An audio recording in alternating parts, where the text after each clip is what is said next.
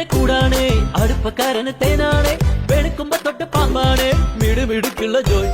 പണിക്ക് ചെന്നതിൻ പിറ്റേന്ന് ഉടക്ക് വേലകൾ കാട്ടിയിട്ട് കണക്ക് തെറ്റിയ റോക്കറ്റായി തിരിച്ചു പോരണ ജോയ്. ഇവൻ എന്തിനു പോന്നോനാ, പല നമ്പരുമുള്ളോനാ, പണി എന്തിനു പോയാലും എടി കൊണ്ടുവരുന്നോനാ.